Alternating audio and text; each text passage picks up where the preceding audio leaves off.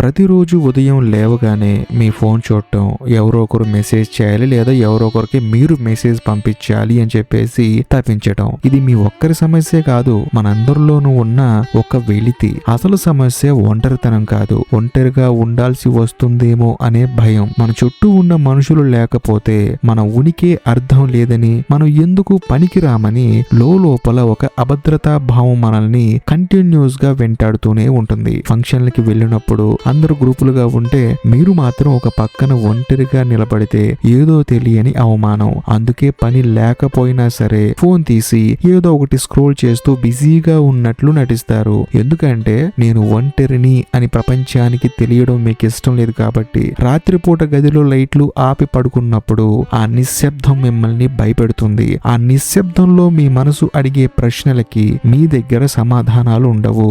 అందుకే ఆ భయం నుంచి తప్పించుకోవడానికి అర్థం లేని పరిచయాలు, అవసరం లేని రిలేషన్షిప్స్, పనికిరాని సోషల్ మీడియా నోటిఫికేషన్ల వెనుక మీరు పరిగెడుతున్నారు. నిజానికి మీరు మనుషుల కోసం వెతకడం లేదు, మీలో ఉన్న ఆ శూన్యాన్ని నింపడానికి ఒక మత్తు కోసం వెతుకుతున్నారు. మనకి చిన్నప్పటి నుంచి నేర్పించింది ఏమిటంటే నలుగురితో కలిసి ఉండాలి, అందరితో కలవాలి. అది మంచిదే కానీ నీతో నువ్వు ఎలా ఉండాలి అనేది ఎవ్వరు నేర్పించరు. సమాజం మనల్ని ఎలా ప్రోగ్రామ్ చేసిందంటే ఒంటరిగా ఉండే వ్యక్తిని ఒక ఫెయిల్యూర్ లాగా లేదా డిప్రెషన్ లో ఉన్న వాళ్ళలాగా చూస్తుంది. అందుకే మనకి మనతో గడపడం అంటే బోర్ కొడుతుంది. మనలో ఉన్న లోపాలు, మన భయాలు, మనం చేసిన తప్పులు ఇవన్నీ మనం ఒంటరిగా ఉన్నప్పుడే మన కళ్ళ ముందు కదిలాడుతూ ఉంటాయి. ఆ నిజాన్ని ఫేస్ చేసే ధైర్యం లేక మనం బయట ప్రపంచంలోకి పారిపోతుంటాం. మరో ముఖ్యమైన కారణం వాలిడేషన్. మనల్ని ఎవరో ఒకరు మెచ్చుకోవాలి, మన ఫోటోలకి లైకులు కొట్టాలి, మనం చేసే పనిని ఎవరో ఒకరు గుర్తించాలి.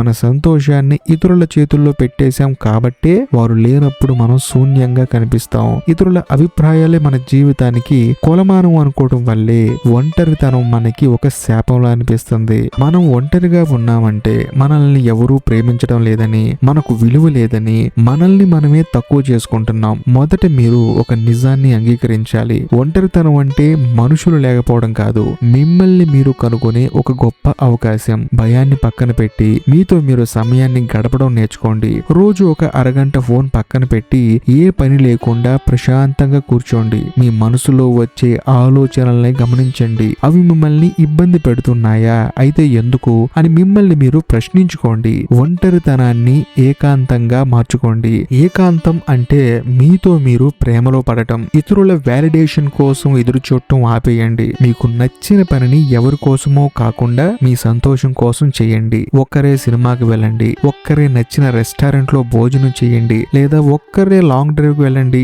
ఇవన్నీ మిమ్మల్ని బలహీనపరచవు, పైగా మీకు ఒక అద్భుతమైన ఆత్మవిశ్వాసాన్ని ఇస్తాయి. మీరు మీతో ఉండటాన్ని ఎంజాయ్ చేయడం మొదలు పెడితే ఈ ప్రపంచంలో ఏ శక్తి మిమ్మల్ని బాధ పెట్టలేదు. మీ సంతోషానికి మీరే యజమాని అవ్వాలి. ఒంటరిగా ఉండడం నేర్చుకున్న వ్యక్తికి ఒక సూపర్ పవర్ వస్తుంది, అది క్లారిటీ. ప్రపంచం అంతా గందరగోళంలో ఉన్నప్పుడు మీరు మాత్రం చాలా ప్రశాంతంగా మీ లక్ష్యం వైపు అడుగులు వేయగలరు. గొప్ప గొప్ప ఆవిష్కరణలు, గొప్ప గొప్ప అద్భుతమైన కళాఖండాలు, చరిత్రను మార్చిన ఆలోచనలన్నీ ఏకాంతంలో పుట్టినవే. మీరు ఒంటరిగా ఉన్నప్పుడు మీ మైండ్ ట్రాన్స్ఫర్మేషన్ జరుగుతుంది. అనవసరమైన రిలేషన్స్ నుంచి మీరు బయటపడతారు.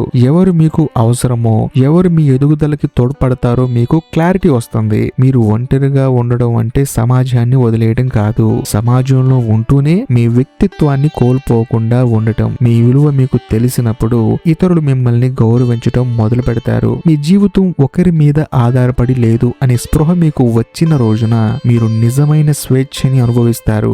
రేపటి గురించి భయం ఉండదు, నిన్నటి గురించి బాధ ఉండదు. కేవలం ఈ క్షణం మీ లక్ష్యం మాత్రమే మీకు కనిపిస్తుంది. ఇప్పటి వరకు మీరు ఇతరుల కథల్లో ఒక పాత్రలా బతికారు. ఇక నుంచి మీ జీవితం అనే పుస్తకానికి మీరే ఒక రచయిత అవ్వండి. మీరు ఏకాంతాన్ని మీ ఎదుగుదలకి ఇంధనంగా మార్చుకోండి. ఆ పవర్ మీలోనే ఉంది. ఈ రోజే, ఇప్పుడే, ఈ ఒక్క నిమిషం కళ్ళు మూసుకొని ఆలోచించండి.